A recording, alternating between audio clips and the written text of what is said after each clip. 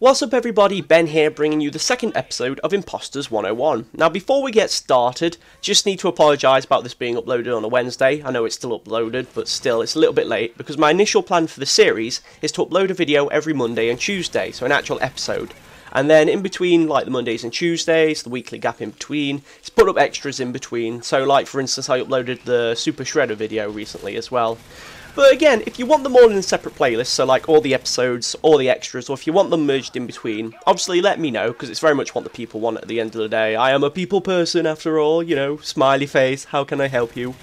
But yeah, just give me some feedback, let me know what you want to happen with the series.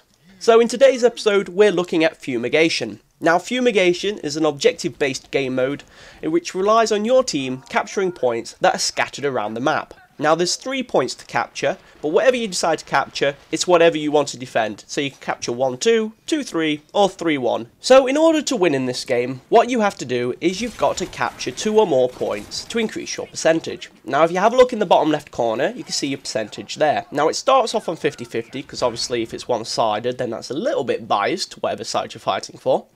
And by capturing points, it increases your percentage. Now, if you're capturing points, doing really well, defending them, blah, blah, blah, it'll work its way up to 100%. Once you've done that, it's game over, man, you've won. Because what happens then is your gas blasters, that's the technical term for the points you're controlling, they're not flags, just to clarify, and they activate their special effect. Now, if you're jokers, it releases a gas cloud, which basically sends everyone doolally. But if you're bats, it releases a swarm of bats that basically take out the enemy team. Now, if you're on the losing side, I'm afraid you've got some work to do, because unlike other modes of domination, like on Call of Duty, if you had 1 point, your points would still accumulate.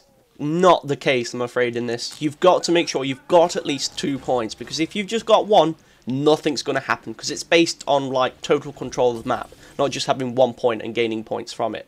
So in the unlikely event that a team actually have got their S together and playing the objective for the objective and not playing it for kills, Call of Duty scrubs, and you know, your team have got their S together and defending the objectives, and basically you're all working to a draw, it goes to sudden death. Sudden death allows you to go to an extra 5 minutes overtime, and that way you had to keep contesting for points for another 5 minutes. Now, if there's no clear winner after those 5 minutes, it goes to a draw again, so it just ends in a draw overall. However, the thing that changes when it's in sudden death is instead of going up 0.2 or 0.4% in normal time, it goes up every 1% as well, so that can lead to a very quick win if you're letting your guard down and letting them capture points. So again, keep hold of those points. So with the basics covered, it's time to move on to classes, because unlike TDM, let's not be selfish here people, you need to play as a team, so you need to know your role and help out.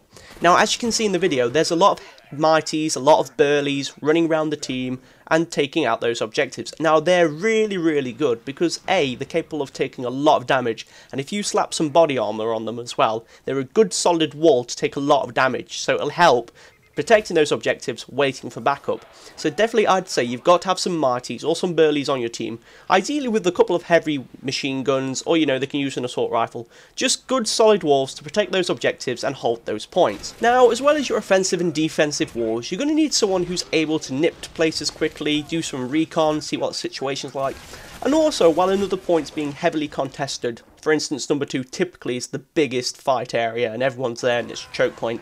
It's just a kerfuffle at the end of the day. But while everyone's doing that, you can have one person sneak to 1 while you've got 3, or while they've got 3, sneak to 1 while everyone's fighting out over 2, and capture that point, so it gives you a bit of a lead as well.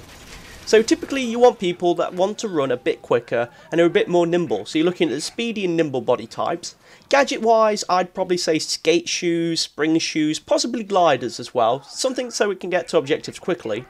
And also gadgets such as Ninja Gas are very important as well, because it allows them to turn invisible so they can sneak to objectives, or even sneak to a choke point such as number 2 for instance, and stay behind, maybe get a couple of cheeky backstabs, generally F up the enemy, confuse them, so it allows the supports and the heavies to charge in there afterwards, and you know, clear up the mess, take that point. So to close out the video, it's time to give you a few tips about what I've learned while playing this mode.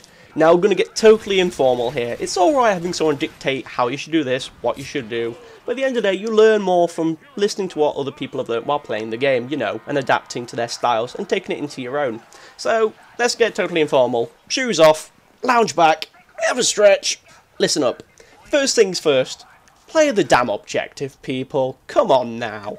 The objective there for a reason. There's nothing more frustrating in a game based on objectives to find some 12-year-old kid hoping for a machinima contract, making shoddy movies on Windows Movie Maker, going, "Look at my no-scope, 4-man kill."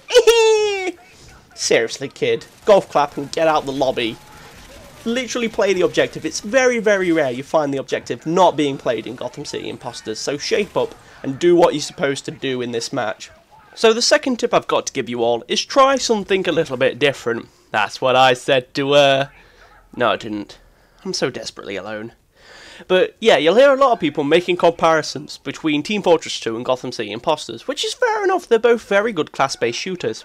And the main way you play those games, apart from objectively obviously, going back to my first point, listen up, is to see what the other team are doing and counter it.